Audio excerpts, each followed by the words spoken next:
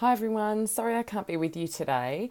My name's Kate Cashman and I have just recently had word that my PhD thesis has been accepted, so now I'm charging forward to graduation in December.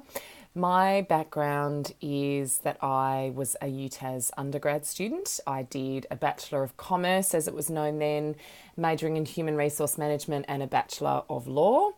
And I did that as a combined degree for 5 years and got first class honours in my law degree. I took a corporate job after having done a clerkship and went travelling for a year. Came back and realised I didn't actually want to be a corporate lawyer. So I resigned from that job before I'd started and took on the postgraduate project that I decided was going to be on lawyers and DNA evidence and how they understand and challenge that evidence in criminal trials. And I was part of a bigger research project that I absolutely loved with the Tasmanian Institute of Law Enforcement Studies, and it was also supervised by the law school as well. I had an incredible few years, but my path is quite different to a lot of people because I started my PhD full time and then I had two babies. So it's actually been 7.5 years that I've been doing my postgraduate work. And finally, I feel like, this voyage is over, having had those two babies and going part-time. So there's been some really unique challenges. Throughout that time, there was always an assumption that I had that I would continue with academic work. So I started tutoring from the very beginning and actually in my undergraduate years, some research work, and then I moved into lecturing about 5 years ago and organising subjects and really, really loving that. So there was always this assumption that that's what I would do. And I suppose it came as a bit of a shock when I started to feel really overwhelmed for the life that I was leading when my son was 18 months old. I only had the one child. I was lecturing, I was doing lots of marking, lots of research and my PhD and trying to be a first-time mum. And I got completely and utterly overwhelmed and stressed out and ran my car off the road when I had problems with my breathing. That was a wake-up call that I needed to have greater balance. And I ended up working with a coach and someone who helped me get back on track with helping to learn to say no to everyone that was asking me whether I would help them, whether I'd be involved in a board or in a committee. And it was really hard for me to pull back from doing all those things that I just really wanted to be able to help people with.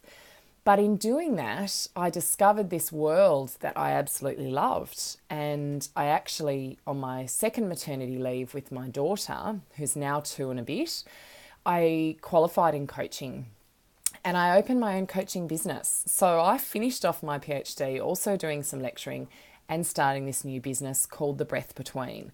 So I run events, I work with people one-on-one in Australia and from around the world because it's a predominantly online business.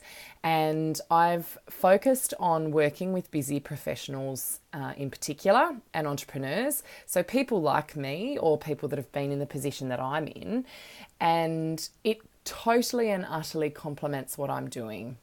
Not because it's similar, but because it explores different parts of who I am. So I've really come to a recognition that my career is absolutely not what I expected it to be 5 years ago, perhaps even 3 years ago. But since I've gone through this journey of learning what to say yes to and what to say no to, aligning things with my core values and the personal vision that I have for the world and for myself, I realised that a full-time academic role was just not going to satisfy every part of who I was and what I wanted to explore.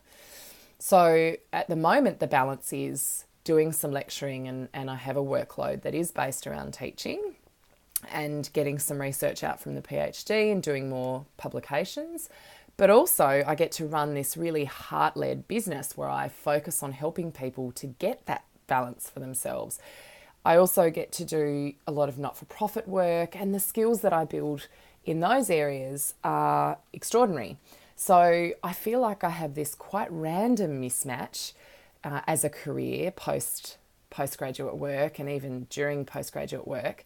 But I wouldn't change it now for anything because I really feel like those different parts of my personality, the analytical academic side of my personality, the more free-spirited, compassionate, people person wanting to help people, that's satisfied as well. Yes, they're satisfied in very different ways. But when I sat back, did a bit of an audit of who I was, I realised that it wasn't necessarily going to be one career. It's a lot more fluid than that. And we're so lucky in this day and age, I suppose, to be able to create careers in that really fluid way and not to expect that there's going to be that full-time academic role waiting for us. And certainly that's not the only thing that these incredible skills that we've developed during postgraduate work can help us with. Because I certainly know I do a lot of writing and I do bring a lot of research into my coaching work and into my speaking. I do a lot of speaking and corporate workshops. And I'm using those skills all the time, but in ways I didn't even imagine. So I hope that you can definitely look at who you are as a person, the core values that you hold, and how you might be able to explore them in ways that aren't necessarily just academic roles. It might be no academic role at all and looking at something completely different, or it might be a combination. But we really do have the freedom and this fluidity of being able to combine a number of roles to make this magic career. I hope that the rest of your day is fabulous and you learn lots of great new things, and it's been a real honour to be able to share some of my story. Thanks again.